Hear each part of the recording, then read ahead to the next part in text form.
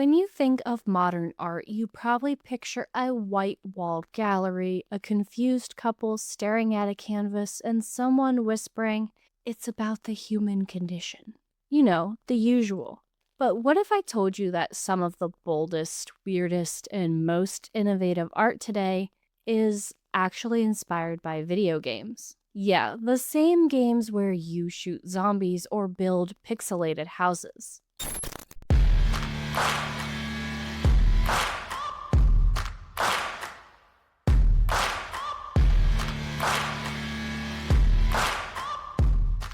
Welcome back to Historically Gaming. I'm the Fit Historian, and before we dive deep into this topic, if you love uncovering these hidden stories of the tech space and pop culture, hit that subscribe button.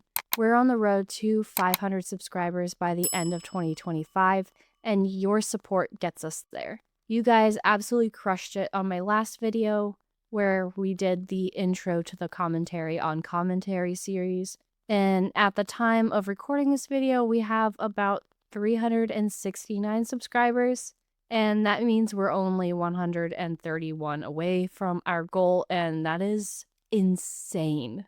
I have the next episode of that series coming out next week. But today, we're going to talk about how gaming became modern art's secret muse. We've definitely left the era where games were seen as just simple toys for teenagers. Today, they're sprawling, immersive worlds, digital dreams you can literally walk around in. Think about it. Games like Journey with its profound emotional narrative or Gris with its breathtaking hand-drawn aesthetic, these aren't just entertainment. They're often described as profound artistic experiences. It's no wonder that artists today don't just cite classic films or paintings as formative experiences. They're talking about games. And artists aren't just being inspired by what's on the screen. They're inspired by the way we experience it. The detailed world building, the sense of uninhibited exploration, the deep interactivity that traditional media rarely offers. It's about the feeling of presence, the ability to sculpt your own narrative or simply exist within a visually stunning, meticulously crafted digital space. That's powerful stuff for a creative mind. In the old days, art was pretty straightforward. Painting, sculpture, maybe some performance art if you're feeling a little spicy. Now try LED forests you can walk through or massive projection mapping on the side of an entire building. This shift isn't accidental. It's fueled by the rise of digital art, interactive installations, and completely new media. And what's fascinating is how game design principles like level design, immersion, player agency, and even environmental storytelling are being repurposed as fine art tools. It's like game developers and gallery curators suddenly started sharing a Pinterest board, and the results are pretty wild.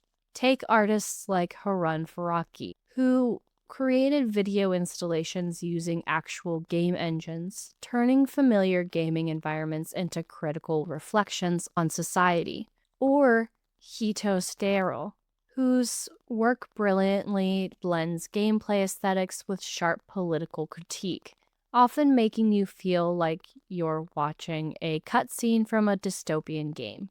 Even big established museums now regularly feature playable art pieces, inviting visitors to pick up a controller or step into a motion sensing exhibit.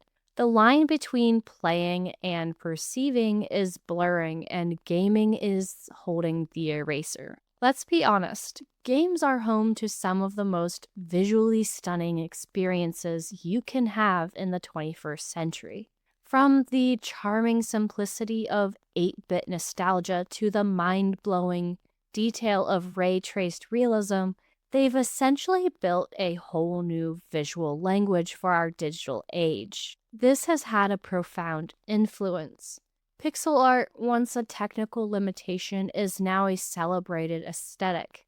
inspiring indie game design, modern pop art, and even high fashion graphics. Artists are also borrowing and adapting the use of dynamic lighting, intricate particle effects, and the clean, functional aesthetics of heads-up displays into their sculptures, murals, animations, and mixed media, pushing the boundaries of what visual art can be.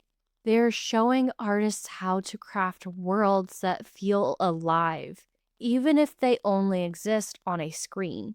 Traditional art, you stand, you look, you think. Maybe you read a little plaque. Game-inspired art, you move, you click, you interact. You don't just observe it, you become part of it. This embrace of interactivity is a huge shift. We're seeing installations using motion sensors, virtual reality, and augmented reality, where the audience isn't just a passive viewer.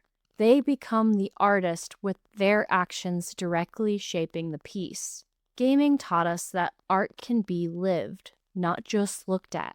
That's a huge paradigm shift for the art world. Think of artists like Raphael Lozano Hemmer, who uses biometric data to create evolving art pieces. Your heartbeat or breath might literally change the visual landscape of his installations. There are interactive works that morph and change based on viewer behavior or their choices, directly mirroring how games make players integral to the narrative. This blurring of creator and participant, this emphasis on agency, is a direct legacy of gaming's core philosophy. But we're not heading toward a future where art and games simply coexist. We're already smack dab in the middle of it. We have dedicated VR art exhibitions and experiences turning virtual spaces into new kinds of galleries. Artists are increasingly using gaming engines like Unity and Unreal Engine as their primary canvas, building complex, immersive digital worlds without ever writing a line of traditional code. And yes, even NFTs, as controversial as they can be, are part of this digitized aesthetic evolution, pushing the boundaries of ownership and authenticity in a digital realm. Whether you love it, fear it, or still don't understand how to use VR without falling over, gaming is unequivocally redefining how we make and experience art. It's creating a dynamic, accessible, and endlessly creative landscape where the joystick is as valid a tool as the paintbrush. So the next time someone scoffs at games and says, "That's not real art," just remind them, neither was Duchamp's urinal until someone put it in a museum. The definition of art is constantly evolving. Games are more than just play. They're cultural mirrors, profound emotional experiences, and yes, undeniably works of art. The white-walled gallery just got a whole lot more pixelated. And honestly, that's a beautiful thing.